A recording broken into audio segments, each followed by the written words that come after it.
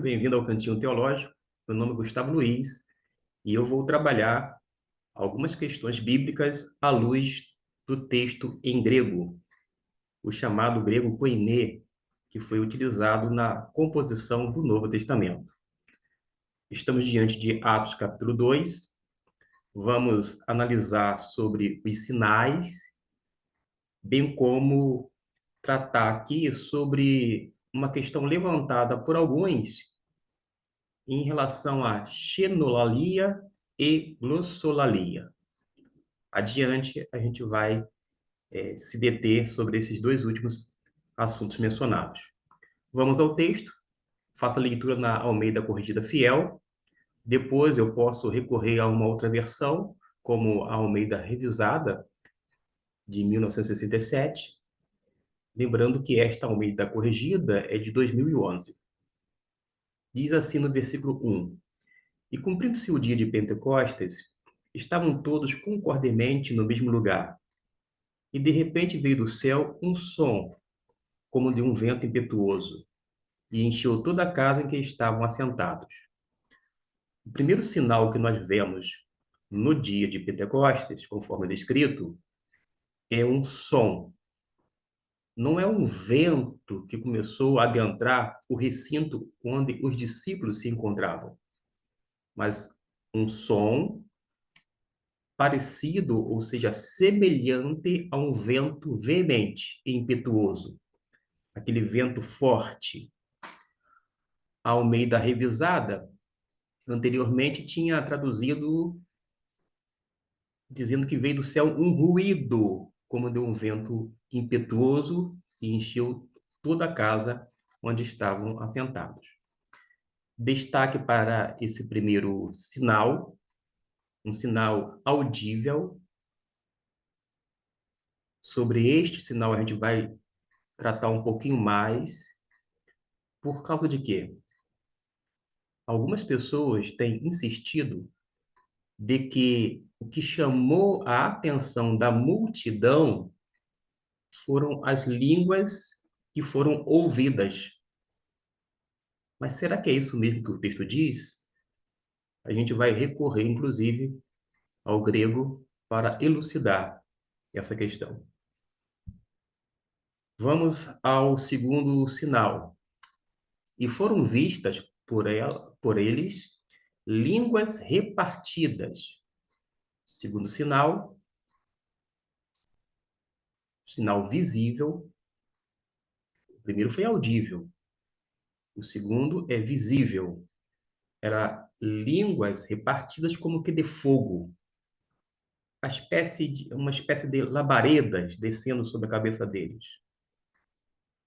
Foram vistas entre aqueles quase 120 que estavam ali reunidos.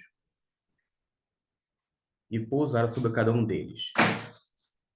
Um terceiro sinal encontra no versículo 4. E todos foram cheios do Espírito Santo e começaram a falar noutras línguas. Falar noutras línguas foi o terceiro sinal. O primeiro audível, segundo visível e o terceiro audível também. Estas línguas faladas no dia de Pentecostes, sem sombra de dúvida, referiam-se a idiomas humanos que foram proferidas mediante a ação sobrenatural de Deus. Foi, portanto, uma ação miraculosa, porque diz o texto que eles falaram conforme o Espírito Santo lhes concedia que falassem. A capacitação veio dos altos céus. A gente não pode negar o verdadeiro dom de línguas, afirmando que é outra coisa senão os idiomas humanos. É um feito extraordinário e pode ser corroborado nos versículos seguintes. O destaque que eu faço desse sinal é essa expressão aqui, ó, noutras línguas. Vou apenas colocar o noutras, porque no grego, você pode observar que a palavra que vai aparecer é esta aqui. He- Heterais, heterais, ou seja, indica várias línguas, diferentes línguas. Aí entra aquela pergunta: aqueles discípulos falaram uma língua de cada vez, ou melhor, uma língua somente, ou ora havia algo como intercalando? Ora falava um idioma, ora falava outro idioma e assim sucessivamente. Parece-me que é sugestionado que eles falavam, cada um deles falava uma língua somente. Tendo esta cena na nossa mente e coração, a gente pode visualizar pessoas que falavam uma língua, como uma delas descrita, que estavam sendo ouvidas, línguas da Mesopotâmia, que era justamente daquela região da Pérsia. Um falava uma língua desse nível, desse naipe, desse tipo. Outros falavam, um outro falava um dialeto da Frígia, porque a Frígia e Panfilha são dialetos. Eu, particularmente, acho que é melhor entender que cada pessoa falou uma língua somente. É melhor entender dessa maneira. Se foi de modo diferente, não vai alterar o evento em si, porque a ignorância é da parte deste. Mas eu lido super bem com o que o texto diz, porque claramente o Espírito Santo concedeu aos discípulos que falassem várias línguas, diferentes línguas, e estas línguas foram identificadas. Além disto, foram compreendidas. Duas coisas importantíssimas nesse sinal. Trata-se de língua inteligível, compreensível. Tanto é verdade que, após descrever as línguas ali relacionadas, através das nações representadas naquele dia, cita partos, medos e elamitas. Eu tenho uma anotação em minha Bíblia do tempo que era seminarista e que ajuda bastante as pessoas nos dias atuais. Porque quando você abre Atos capítulo 2 e vê essas palavras, partos, medos, aqui no versículo 9, partos, medos e elamitas, na verdade, trata-se de um idioma da Pérsia. É um idioma pérsico. Quando menciona Frígia e Panfilha, está se referindo a dialetos gregos.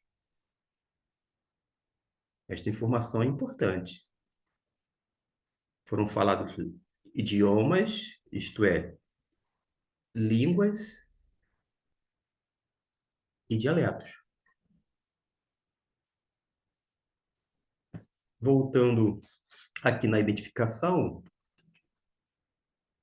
o autor Lucas vai descrever uma dezena de idiomas e dialetos contidos nesta listagem, deixando claro que se tratava de idiomas e dialetos. Dialetos humanos, mas que foram concedidos a capacidade dos discípulos indoutos falarem através do Espírito Santo. uma ação sobrenatural, é um feito miraculoso. A gente pode avançar, porque após a identificação das línguas, mostra claramente que elas foram compreendidas. E todos se maravilhavam e estavam perplexos, dizendo uns para os outros: O que quer dizer isto? No versículo 12. Antes disto, eles estavam de acordo com o versículo 7, e todos pasmavam e se maravilhavam, dizendo uns aos outros: Pois que? Não são galileus todos esses homens que estão falando? Como, pois, os ouvimos cada um na nossa própria língua em que somos nascidos? Porque eles ouviram nas suas próprias línguas? Porque eram proferidas pelo Espírito Santo, pelo poder do Espírito, as línguas através daqueles homens, daqueles discípulos. De modo que a compreensão foi uma consequência daquilo que estava sendo enunciado, porque tratavam-se de idiomas humanos ou línguas estrangeiras. Alguém faz distinção de uma forma errônea, à luz do texto grego, de que se tratava, no primeiro momento, de uma linguagem que não é humana e que foi compreendida na forma de dialeto. Desta forma, acredita que o milagre foi na audição. É como se uma pessoa ali daquele meio falasse uma língua que é nativa ou ainda desconhecida, e as pessoas ouviam. Acontece que o dom não é de audição, é dom de línguas. A capacitação foi do Espírito Santo. Eles só entenderam porque foram faladas sobrenaturalmente idiomas humanos, línguas reais, tanto idiomas quanto dialetos. É o que a gente aprende com a palavra de Deus. Quando usa a expressão aqui no versículo línguas, versículo 4, vou colocar no grego para que você me acompanhe, a palavra é esta aqui, glossais. E alguém quis fazer distinção, dizendo, bom, aqui foi falado uma língua, querendo dar uma outra significação que não seja idioma humano, é uma tentativa de adaptar o texto para o seu entendimento, a fim de tentar legitimar uma doutrina humana. Mas quando a gente vai para o versículo 6, a expressão é dialecto. Aí uma pessoa afoita, quando não desavisada, fala assim, viu só? Glossais é uma língua desconhecida e dialecto foi o que eles compreenderam. Nananina, não. Em o Novo Testamento, é comum a utilização de termos sinônimos. Isso mesmo. Glossas como língua, linguagem, idioma, é colocado com um sinônimo, dialecto, porque ambos, dentro desse contexto, a gente entende pelo texto que era compreendida, identificada. A gente pode avançar um pouco mais e trabalhar uma outra questão, que eu acho importante. Algumas pessoas, vou manter aqui o texto grego, porque algumas pessoas têm dito o seguinte: existe o termo xenolalia. Xeno significa estranho ou estrangeiro, e lalia é uma linguagem, é falar. Portanto, conclui alguns que existe a capacidade de falar línguas estranhas, digo estrangeiras, mas que glossolalia sempre vai se referir a uma linguagem desconhecida, conforme empregado nos dias atuais. Mas acontece que a Bíblia não utiliza o termo xenolalia, embora exista no grego. Xeno, estranho ou estrangeiro, lalia, linguagem, falar, etc e tal. E como é que a gente vai entender, vou dizer assim, o idioma da glossolalia? Através do texto bíblico. E está patente, ou seja, diante dos nossos olhos, que glossais na verdade, essas línguas eram línguas reais, idiomas humanos. Dito de outra maneira, línguas estrangeiras.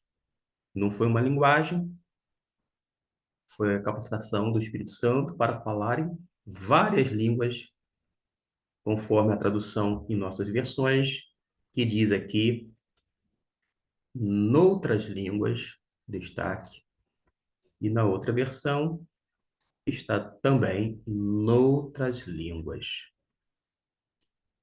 De modo que a gente pode afirmar, nessa análise sucinta, que esse evento pentecostal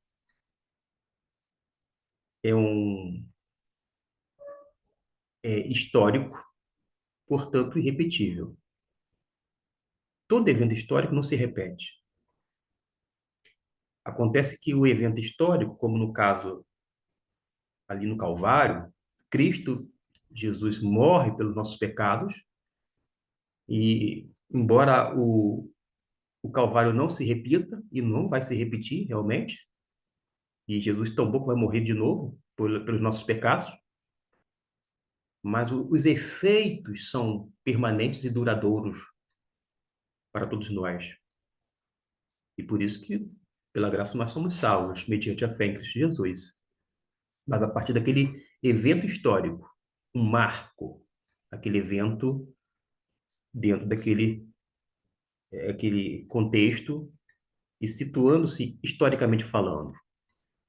Do mesmo modo, o Pentecostes não se repete.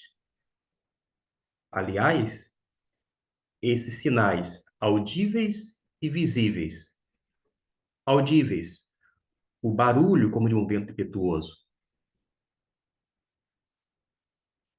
não se repetiu na história, nem em lugar algum.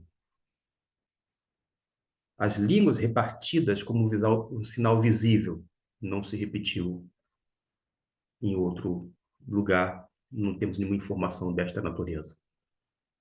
As línguas estrangeiras, a gente vai observar, por exemplo, esse sinal de uma forma estanque, destacado, em outros dois momentos,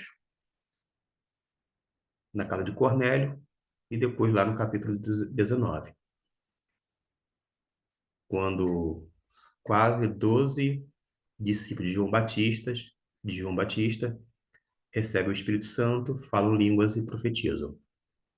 E na casa de Cornélio, capítulo 10, capítulo 11 é uma explicação do evento, vai dizer que os gentios receberam a palavra de Deus, falaram em línguas e magnificaram a Deus. Logo, o sinal de audível, um deles apenas, aparece em dois momentos, historicamente falando, conforme a descrição de Lucas, neste livro, e mais em nenhum outro lugar. Não se repete tampouco as circunstâncias. porque é um momento de transição.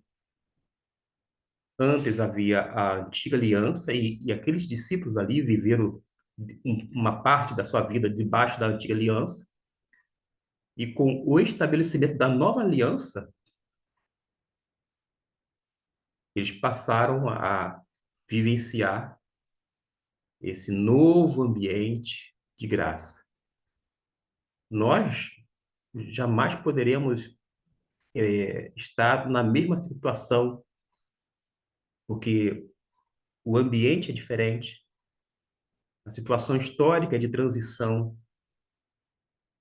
Eles recebem aqui algo extraordinário.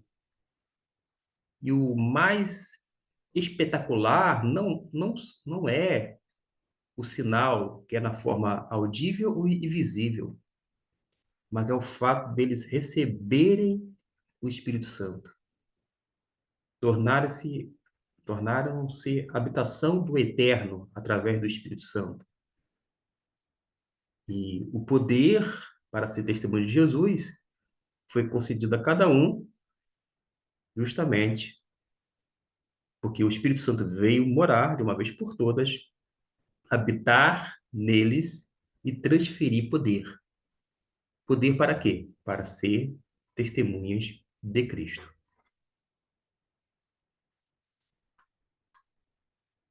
Uma outra coisa que eu preciso mencionar é que algumas pessoas, como eu disse no início do vídeo, afirma que o que chamou a atenção foram as línguas, que cá entre nós são idiomas humanos, concedidas miraculosamente. Acontece que quando a gente olha de uma forma cuidadosa, a gente observa que o que chamou a atenção da multidão que estava ali em Jerusalém não foram as línguas. Vou utilizar aqui primeiramente o texto em português para você se situar textualmente. No versículo 2 diz que de repente veio do céu um ruído, foi um barulho forte. Na outra versão nos diz que veio do céu, um som. Som, um barulho, porque foi algo muito impetuoso, forte, conforme aqui descrito, veemente. E depois vai mencionar o seguinte: e em Jerusalém estavam habitando os judeus, homens religiosos de todas as nações que estão debaixo do céu. Verso 6. E quando aquele som ocorreu, ajuntou-se uma multidão e estava confusa, porque cada um os ouvia falar na sua própria língua.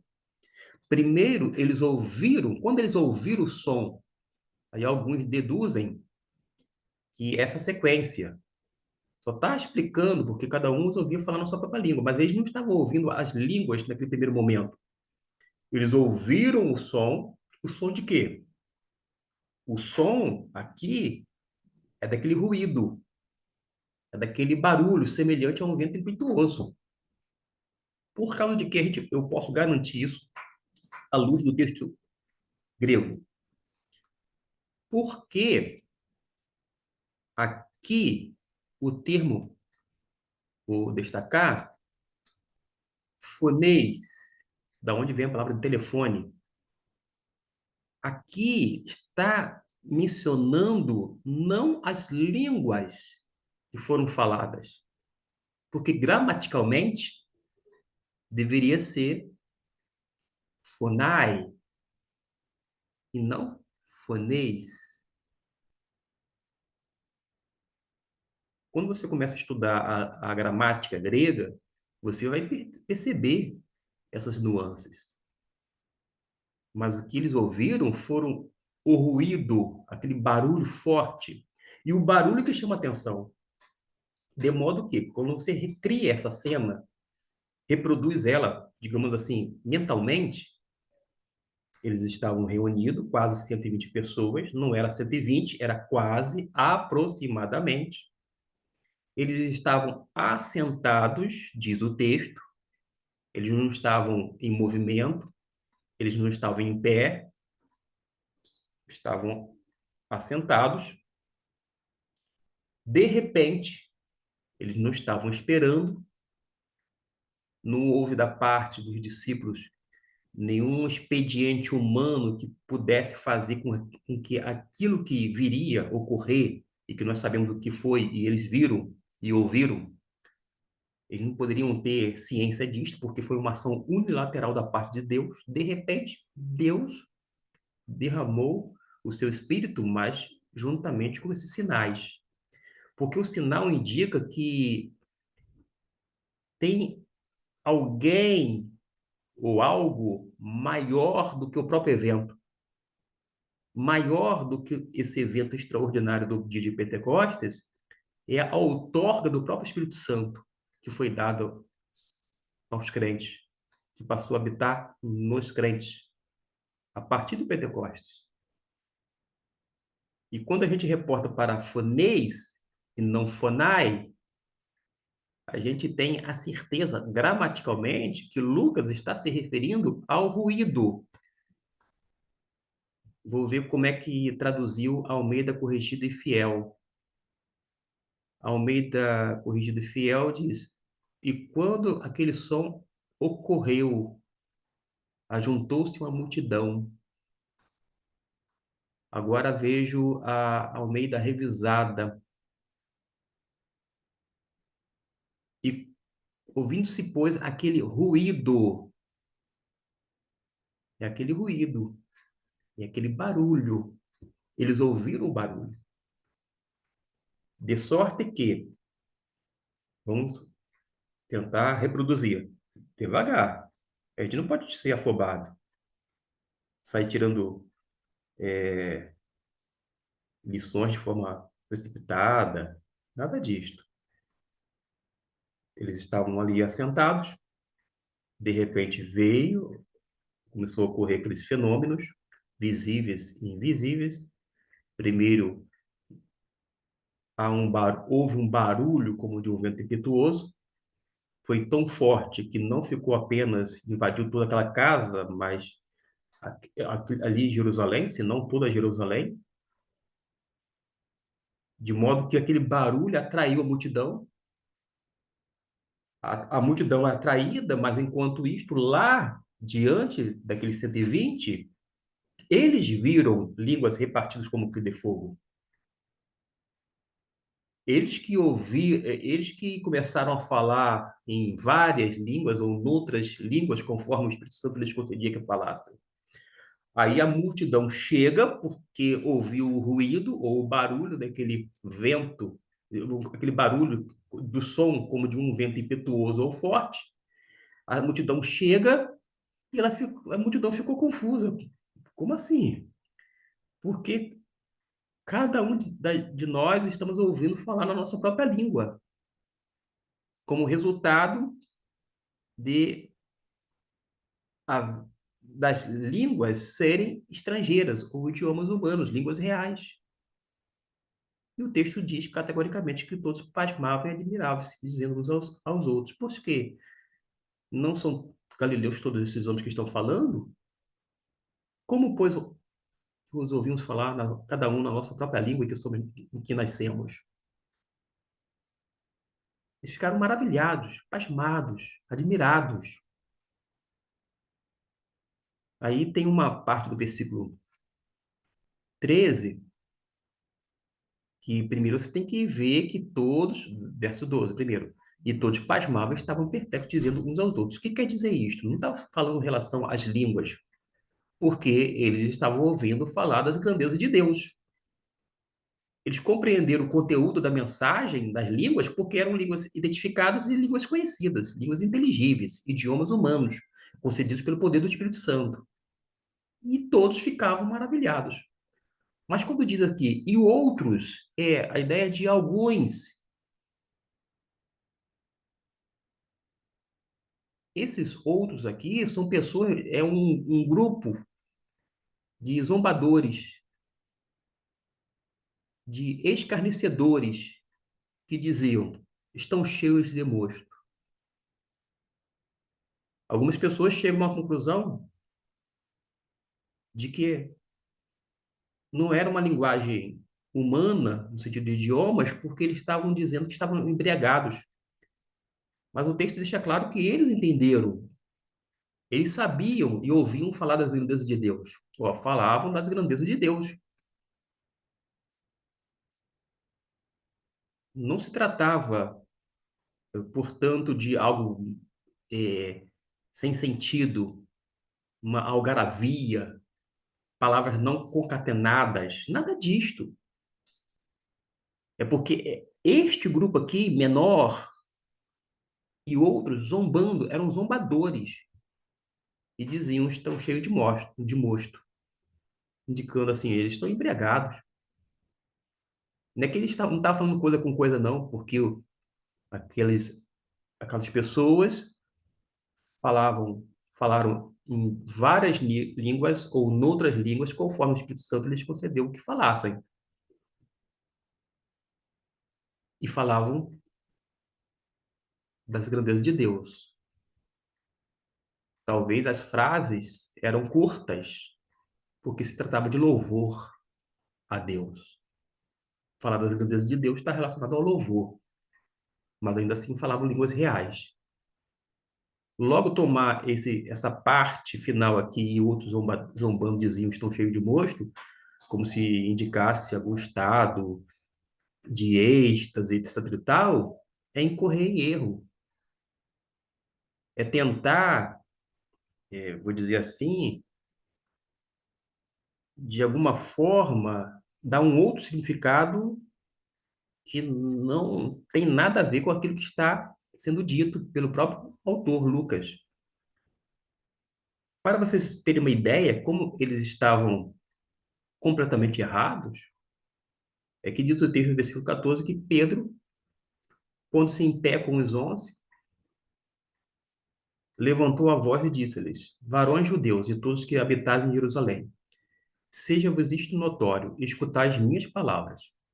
Pois estes homens não estão embriagados como vós pensais, visto que é apenas a terceira hora do dia, isto é, 9 horas da manhã. Ele responde para todos, ou a todos, porque está falando para aquela multidão,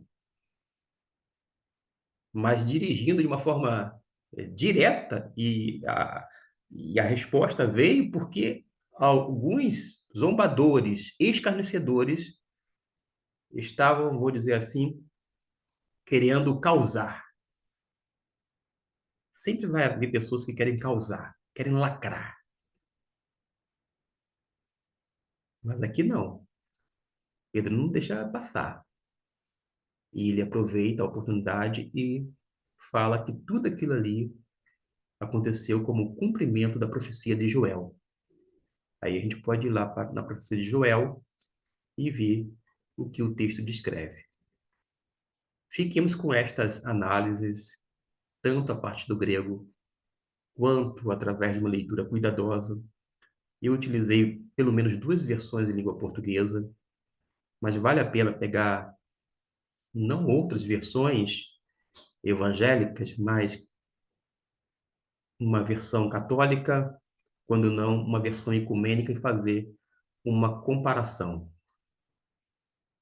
porque só vai aumentar o sentido, você vai perceber que vai ganhar significância e você vai dizer: Ah, entendi o texto bíblico. Porque não tem razão de ser outra coisa a não ser isto. O que a gente observa através da leitura de um texto em português, desde que bem compreendido à luz do texto e contexto, mas também baseado no próprio manuscrito em grego, o Koiné, que foi justamente a língua utilizada. De modo que quando alguém chega e diz, ah, não é xenolalia, claro que não é xenolalia, porque a palavra xeno não é aplicada para o fenômeno de línguas, mas a palavra glossa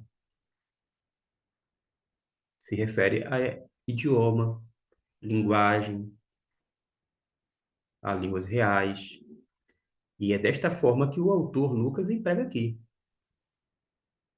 Para você ter uma ideia, todos nós, no período do ensino fundamental, quando pegava os livros, e na parte final você via o quê? Glossário. Não estava lá nada relacionado a xenolálio, nada disto. Glossário. Porque glossa tem a ver com linguagem. Linguagem concatenada, não algaravia. Glossa, em Atos 2,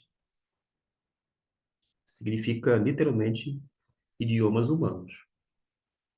Quando a gente fala que são idiomas humanos, as pessoas às vezes ficam assim dizendo, não, se for humano não tem nada de espetacular, de extraordinário, de sobrenatural. Como assim? Falar idiomas sem prévio estudo, sem nenhum tipo de conhecimento, isso não é um dom de Deus, isso é um milagre. Ademais, quando a gente reporta-se lá em Gênesis capítulo 11, na cidade de Torre de Babel, em relação à chamada confusão de línguas,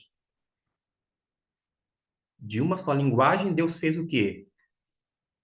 Várias línguas, vários idiomas. Não foi assim? Foi ou não foi um milagre? Vai dizer que não foi? Vai dizer que foi algo humano? Não. Sobrenatural. As pessoas precisam se curvar às Escrituras, ser convencido pelas Escrituras e deixar de ficar ouvindo tantas vozes, algumas discordantes no tocante à palavra de Deus, para poder ouvir claramente a voz do Senhor. Mas repito aqui, dentro desse evento pentecostal, naquele dia, o feito mais extraordinário, espetacular, não foram os sinais, mas foi o fato de Deus outorgar o Espírito Santo para habitar permanentemente em cada discípulo de Jesus. Isso, sim, é o que deve nos chamar a atenção. É o que a gente chama de democratização do Espírito. Todos passam a ser habitação do mesmo Espírito. Todos, sem exceção. E fiquemos com essas palavras. Espero que tenha ajudado na sua compreensão, que tenha ampliado o seu entendimento em relação ao texto em questão. Deus abençoe ricamente a sua vida. Amém.